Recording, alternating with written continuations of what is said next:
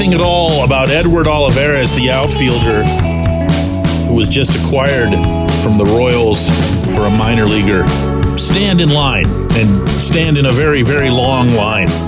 However, what if there happens to be a method to this, should we call it madness? No, how about cheapness? Good morning to you. Good Monday morning. I'm Dejan Kovacevic of DK Pittsburgh Sports. This is Daily Shot of Pirates. It comes your way bright and early every weekday if you're into football and or hockey. I also offer daily shots of Steelers and Penguins in the same place that you found this, and I hope you'll check those out as well. Olivares came from Kansas City with at least some semblance of hope for his own future. He's 27 years old, so he's not crazy old. He slashed .263, .317, and .452 with 12 home runs and 11 steals last season in Kansas City, and that was over 385 plate appearances, so it wasn't even a full schedule for him, really. Within that, he had an .857 OPS against left-handed pitchers. Sounds like there's something there that you could work with, right? If you just look at his base statistics, forgetting splits or whatever, if you just look at what he is at his root, he would have been like the Pirates' fourth best hitter in 2023. So even if you account for the fact that Andy Haynes will make him a worse hitter than what he was in Kansas City, he's still something of an improvement on what you had. But here's where it gets a little bit tricky. Because as I look at Rowdy Tellez coming in at first base, and I look at Olivares coming in for a corner outfield spot, and I look at the fact that there are still really nowhere near enough starting pitchers to even fill a major league rotation, I can't help but wonder if the Pirates might not just be trying something. Here it comes. Ready? Sit down. Smart. Now, they only have 26 spots on an active roster, just like everybody else. So there's only so smart or so ambitious you can get when it comes to platooning, when it comes to rearranging how you structure your overall pitching staff, meaning how many guys will be pure old school starters, how many will be just the opener plus someone who gets you through the second, third, or fourth innings, or who bridges you in some other way to get to the back of the bullpen, which you actually can trust. I'm not ready to give this front office that much credit, at least not in the moment. But I do believe that potentially there's something there to the concept. So if it doesn't happen in Pittsburgh, maybe it happens somewhere else. That if you say, listen, here's a different form of Moneyball. Here's a 2023 version of it. We can't afford this starting pitching. The economics of this game are so far out of whack, it's not even thinkable. I'm not agreeing with this. I'm just putting it out there. And at the same time, we don't feel that it's prudent to go and spend, $20 million a year on a first baseman or a corner outfielder when we can basically recreate that same production out of two players.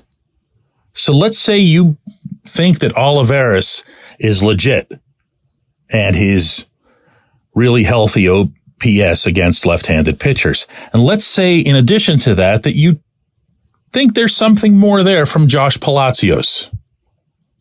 Now, Palacios didn't have splits that would blow anybody away. He was under 700 OPS against both righties and lefties, but he's a left-handed hitter. And if he were able to stick to facing pitchers from one side, maybe he could lock in, maybe he could go on one of those tears that lasts longer than, one dramatic afternoon.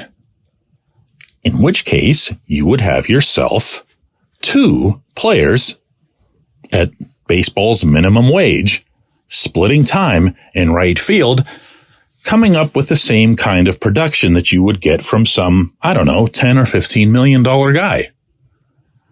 If it seems depressing that I have to put all of this into a money context, I will remind that we're talking about the Pirates here. I can either get into fantasy land stuff or I can get into stuff that's more likely to happen. The Pirates being cheap is always more likely to happen. Could you do the same thing with the pitching?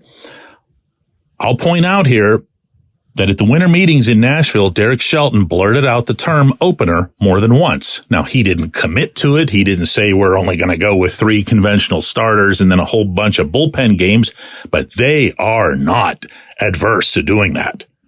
We've seen that. They have no problem whatsoever with having, let's say, Bailey Falter go out there in the first inning against a bunch of lefties, meaning any other team's lineup, mow them down, give the ball to somebody else. The catch is, how many of those guys would you need? How would you split up the innings? How would you give them appropriate rest? How would you account for what rest they need? In other words, you could Andre Jackson your way through the entire season. You know what I'm saying? Andre, and he told me this in Milwaukee. He said, I don't care when you put me on the mound. I don't care what the situation is. I don't care if it's the first inning or the 9th inning with bases loaded. I just don't care. Just give me the ball. And he showed that. He very much showed that tendency. He was unmoved by any situation that Shelton assigned to him. And good for him. But here again, I'm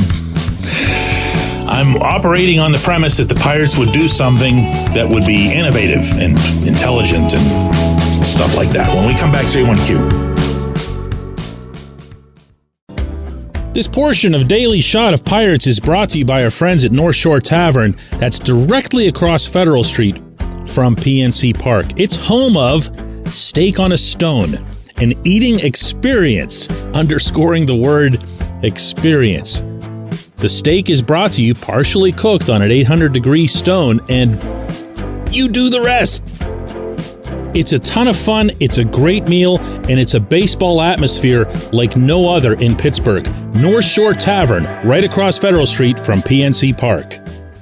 Your front door, your car, your bike, your computer, your gun. Safety is a habit. Every day you lock and secure your home and everything you want to keep safe. Gun safety and responsible storage are no different and the best way to help prevent accidents, misuse, and theft. If you have a firearm, own it, respect it, and secure it. Visit ProjectChildSafe.org. Brought to you by the National Shooting Sports Foundation and the Bureau of Justice Assistance.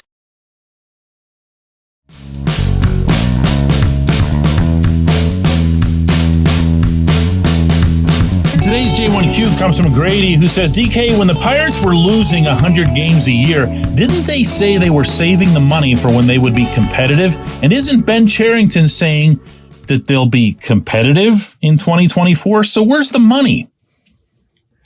Grady, no one associated with the Pirates has ever come right out and stated any such thing. I can tell you that unequivocally, because if they ever did, believe you me, it would be a pretty big headline on DK Pittsburgh Sports. I've written myself at times, once using a pretty glaring example, that this team should be doing that. They should be accounting for money that's not spent in the rebuild years.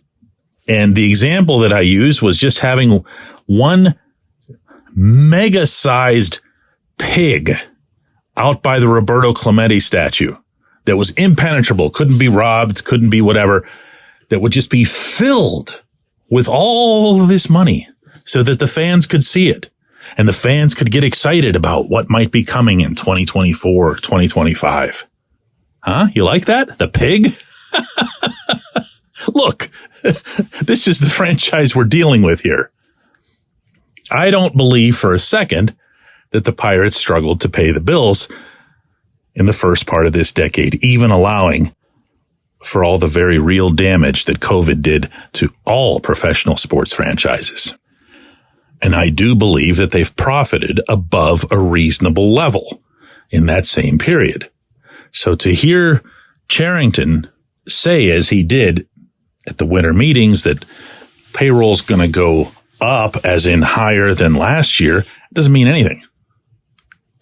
What's worse, to see that the Pirates haven't actually done anything toward raising that payroll is, well, that's that much more damning. As I often say, don't listen to what they say, watch what they do. But yes, the answer to your question is yes. They, and specifically Bob Nutting, should be showing a dramatic, I believe, increase in payroll toward 2024. Or they could be honest, if this happened to be the case, that they don't believe in 2024, that, I don't know, the loss of all these pitchers and now Johan Oviedo with Tommy John and Andy Rodriguez, their starting catcher, goes down to elbow surgery and all this stuff happens and we just no longer think that 2024 is the year. They're not going to do that either. They're not going to say that. Even if they believe it, they're not going to say it. So the answer is, sometime between now and the middle of February, they need to get themselves some significant pitching. They need to get themselves two major league starters from other teams. Because even if you presume that Marco Gonzalez is going to be in the rotation, and that's a pretty safe thing to say, you've got Mitch Keller and you've got, 3 or 4 months of Paul Skeens, max. What are you going to do with all these innings? If you're not going out and getting pitching, or you're just going to go and get yourself, a whole bunch of 4A guys and just plug away, what are you doing? What are you doing? To go back to my opening segment, if you're going to play the game the way the other 29 teams play it, then go right ahead and play it. Sign some pitchers. If you're going to try things differently, then try things differently, like totally differently. But this somewhere in between and it's just non-competitive. It's non-competitive. I appreciate the question. I appreciate everyone listening to Daily Shot of Pirates. I have no idea why you do, but we will have another one tomorrow regardless.